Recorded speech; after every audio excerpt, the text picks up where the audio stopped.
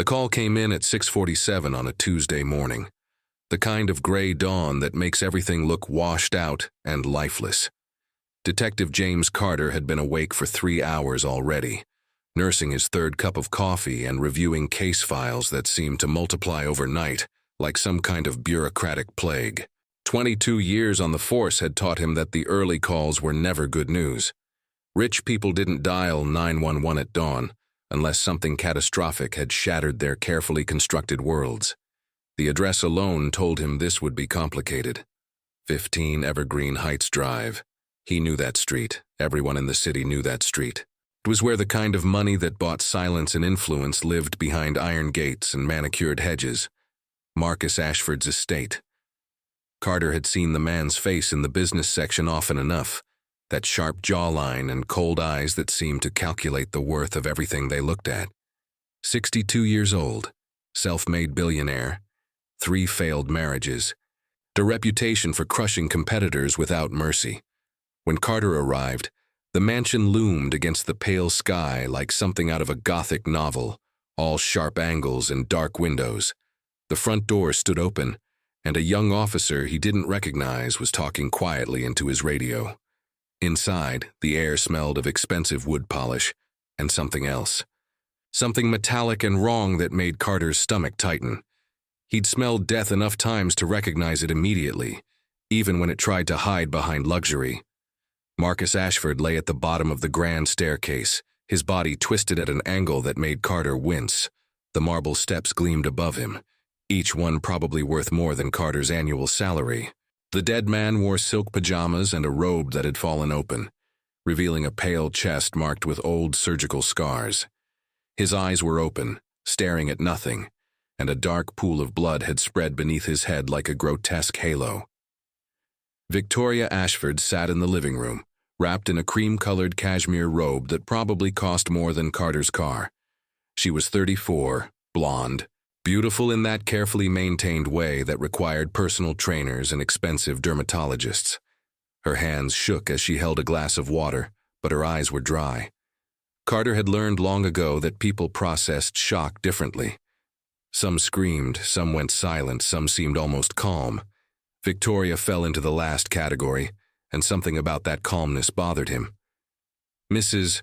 Ashford," Carter said gently, settling into the chair across from her. "I know this is difficult, but I need to ask you some questions about what happened." She looked up at him, and he saw the calculation behind the grief. It was subtle, the way her eyes focused just a fraction too quickly, the way her shoulders straightened almost imperceptibly. "Of course, Detective. I want to help however I can. Marcus was my husband. I loved him." The past tense came easily to her, Carter noted. "Can you walk me through last night? When did you last see your husband?" Victoria's fingers tightened on the glass. "Around 10:30. We said goodnight in the hallway upstairs. I had a terrible migraine coming on, so I took my medication and went to bed early. Marcus said he was going to have a nightcap in his study and review some contracts. He often worked late." She paused, and a single tear rolled down her perfect cheek. "I should have stayed with him. If I'd been awake, maybe I could have helped when he fell. You didn't hear anything? No sound of him falling? My medication is quite strong, Detective. Prescription. It helps me sleep through the migraines, but it also makes me very drowsy. I didn't hear anything until the housekeeper screamed this morning when she found him." Victoria's voice cracked slightly, a carefully measured display of emotion. "Is it possible it was his heart? Marcus had a weak heart. He'd had surgery years ago." Carter made notes, his pen scratching across paper. "We'll know more after the autopsy. The house has security cameras, correct? I'd like to review the footage from last night." Something flickered across Victoria's face, gone so quickly Carter almost missed it. Fear. The system has been malfunctioning for the past week. Marcus was furious about it. He'd called the security company, but they hadn't sent anyone out yet. "I don't think the cameras were recording." Of course they weren't, Carter thought. How convenient. "We'll still need to check. Where's the security room?" "Off the kitchen." "But Detective, surely this was just a terrible accident. Marcus drank heavily sometimes. He could have been unsteady, missed a step. Victoria's voice carried a note of pleading now, and Carter wondered if she was trying to convince him or herself. Over the next 3 hours, Carter interviewed the housekeeper, a nervous woman named Elena who'd found the body, and the groundskeeper who confirmed he'd left at 5 the previous evening.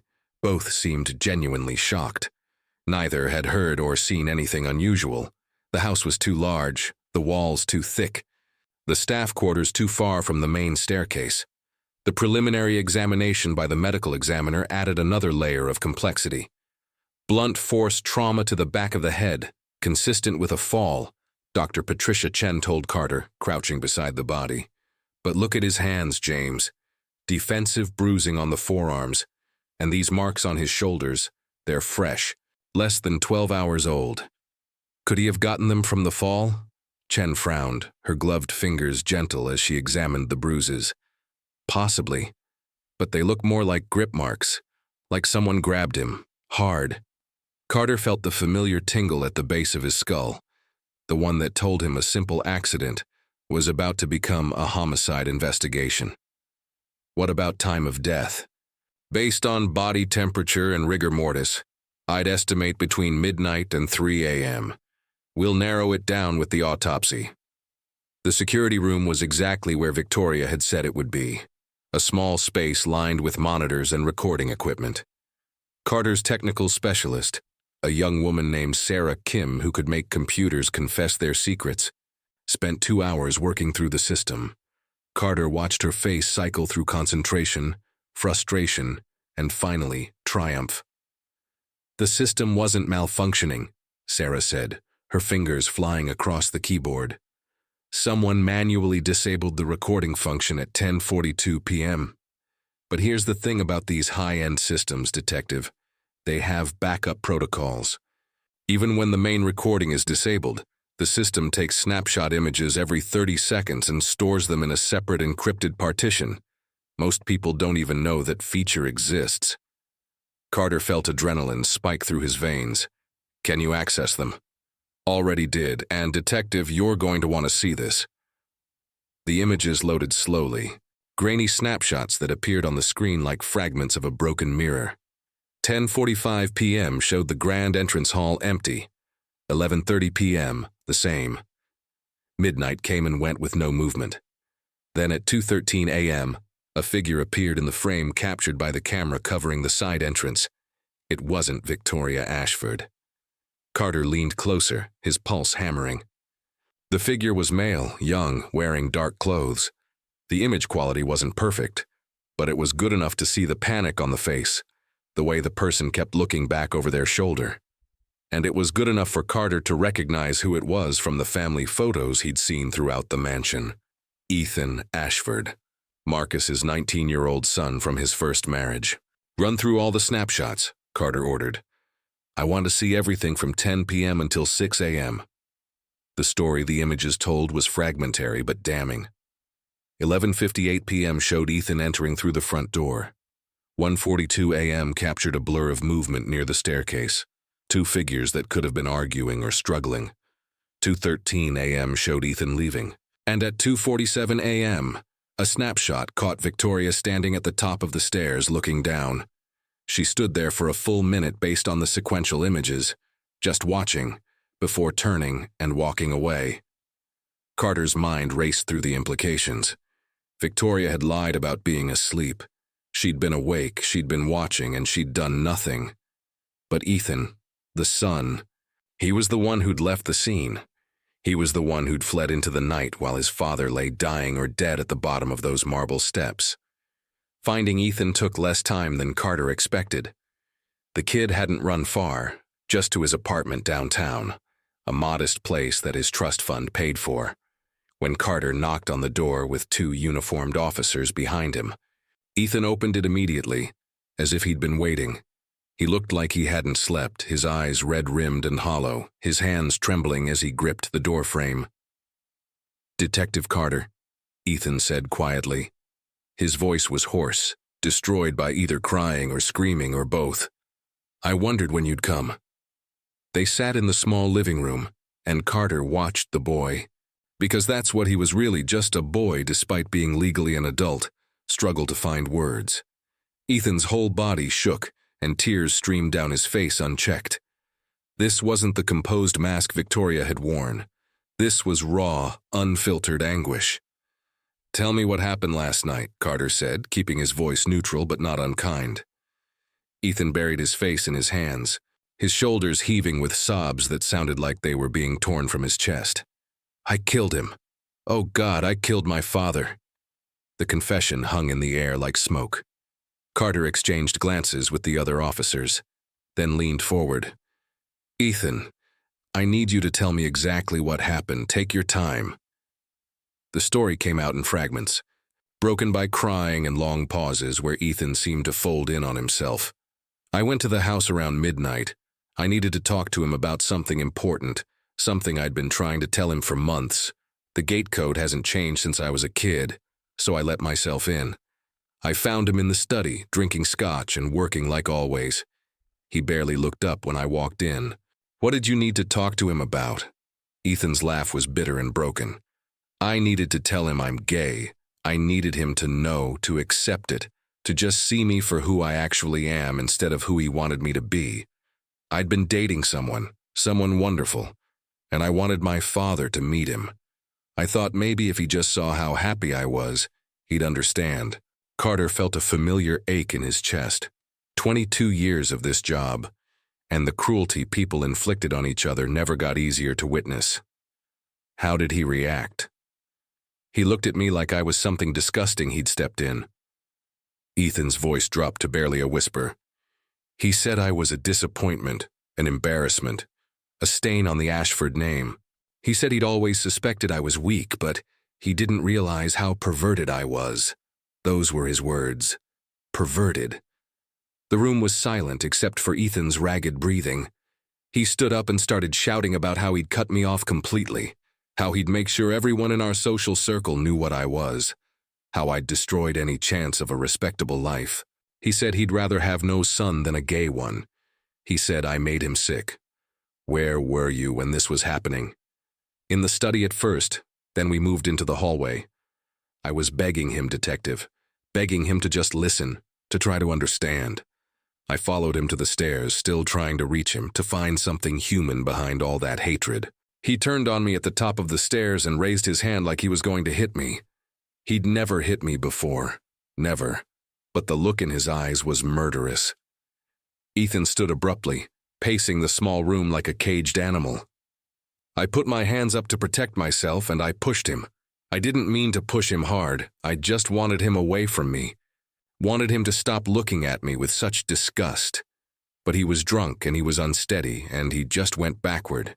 He grabbed at me, at my shoulders, but I couldn't hold him. I couldn't save him. The detective watched as Ethan relived the moment, his face contorting with horror and grief. He fell so fast. I heard him hit every step. Heard the sound his head made when it hit the marble at the bottom.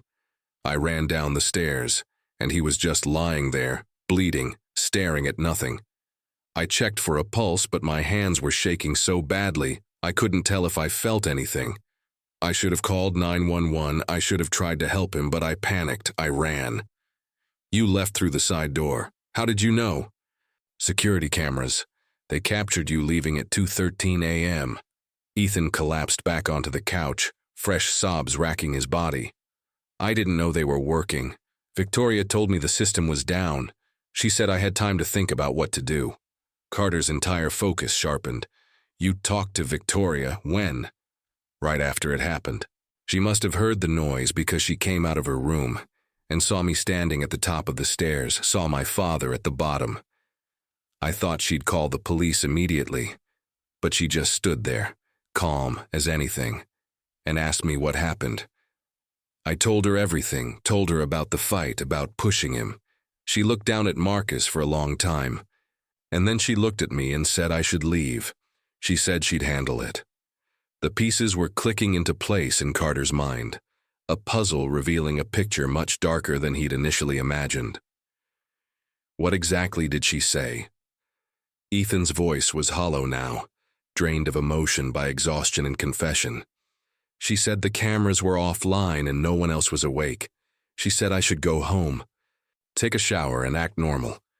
She said she'd discovered Marcus in the morning, that it would look like an accident. She said we'd both be better off with him gone. Why would she help you? I don't know. We're not close. We've never been close. She's only 10 years older than me, and she married my father for his money. Everyone knows that. But in that moment, standing there with my father dead between us, she looked at me and I saw something calculating in her eyes. It was like she was seeing an opportunity. Carter stood, his mind already moving to the next steps. Ethan Ashford, I'm placing you under arrest for the death of Marcus Ashford. You have the right to remain silent. As the uniformed officers read Ethan his rights and prepared to take him to the station, the young man looked up at Carter with eyes that had aged years in a single night. Detective, I didn't mean to kill him. I just wanted him to love me. Is that pathetic? Even after everything he said, everything he was, I just wanted my father to love me for who I am. Carter had no answer for that kind of pain. Victoria Ashford was brought in 3 hours later, no longer in the cashmere robe, but dressed in an elegant black suit that probably cost more than most people's monthly rent. She'd called her lawyer immediately, a sharp-eyed man named Richard Blackwell, who'd made his fortune keeping rich people out of prison. But Carter had enough now. He had Ethan's confession, he had the security footage, and he had the timeline that put Victoria at the scene. In the interrogation room, Victoria maintained her composure for exactly 12 minutes. She denied everything at first, claimed Ethan was lying, insisted she'd been asleep all night. But when Carter showed her the snapshot of her standing at the top of the stairs at 2:47 a.m., watching her husband's body, her perfect facade cracked. He was already dead, she said finally, her voice cold and flat. There was nothing I could do to help him. But you could have called 911. You could have tried. Instead, you told Ethan to leave and staged it to look like an accident. Why?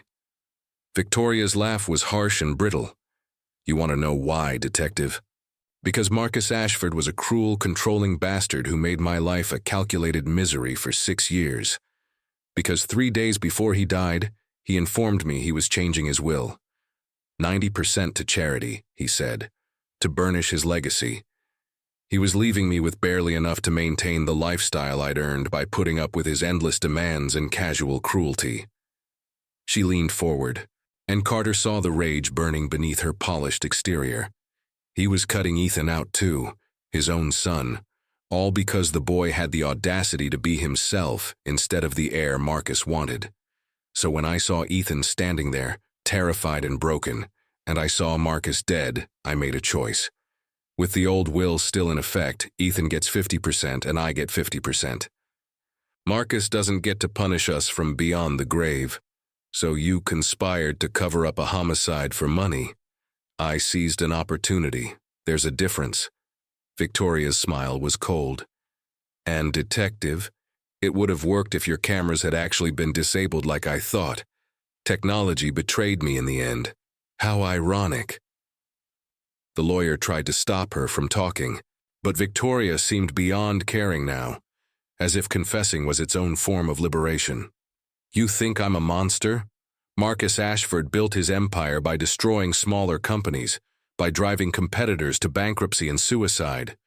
He treated people like possessions. He married me because I looked good on his arm, and made him look vital and powerful. The moment I started aging, he made sure I knew I was replaceable.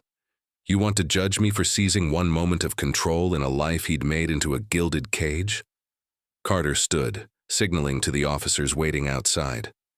Victoria Ashford, you're under arrest for obstruction of justice, conspiracy after the fact, and accessory to manslaughter. Your lawyer can explain what that means. As they led her away, Victoria turned back one last time.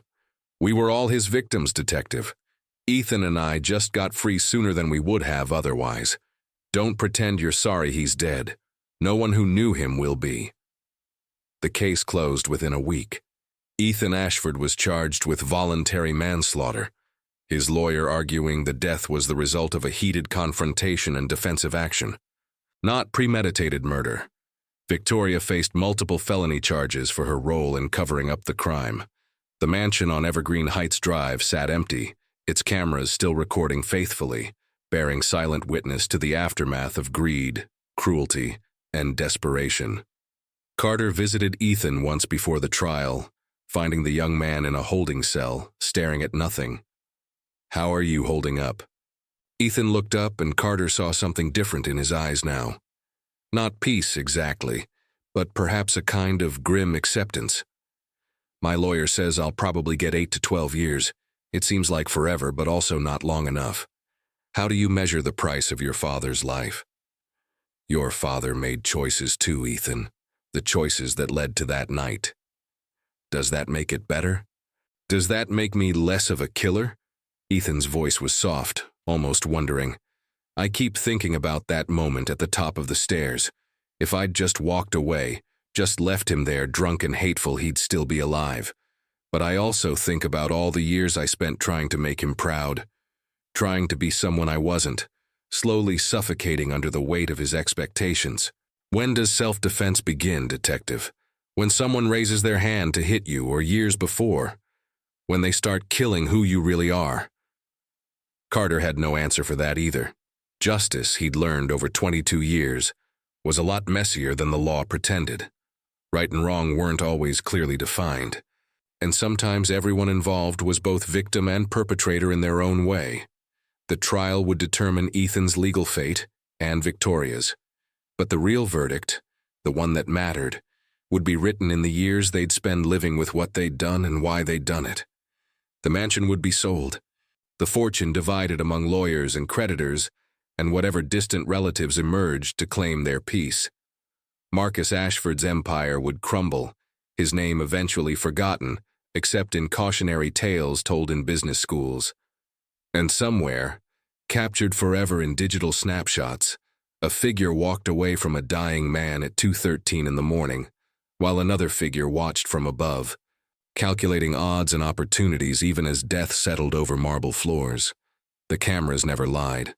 They just didn't capture the whole truth. They couldn't record the years of cruelty that led to a single desperate push. They couldn't measure the weight of rejection and hatred that broke a son's heart before it broke his father's body. They couldn't quantify the cost of being trapped in a life that glittered on the outside while rotting from within. But they could show the exact moment when everything fell apart, when a family's darkest secrets spilled out like blood on expensive marble, when the price of wealth and power and control finally came due. 2:13 a.m., the timestamp that changed everything. The moment when running seemed like the only option, when covering up seemed like survival, when the careful facade of the Ashford family shattered completely. Carter filed his final report, closed the case folder, and moved on to the next tragedy waiting in his inbox. But sometimes, late at night when sleep wouldn't come, he thought about that mansion, about a father who chose hatred over love, about a son who wanted acceptance more than breath, about a woman who saw death as liberation, about all the ways money and power and pride could twist people into unrecognizable shapes. The cameras captured it all, frame by frame, moment by moment, a silent record of how quickly a family could destroy itself from the inside out. What secrets do you think the walls of the wealthy hide? Could you have made a different choice in their shoes? Or does desperation erase the line between right and wrong? Subscribe and hit that like button for more stories of crimes, powerful family secrets, and investigations that expose what happens when money can't buy innocence. Until the next case. Next.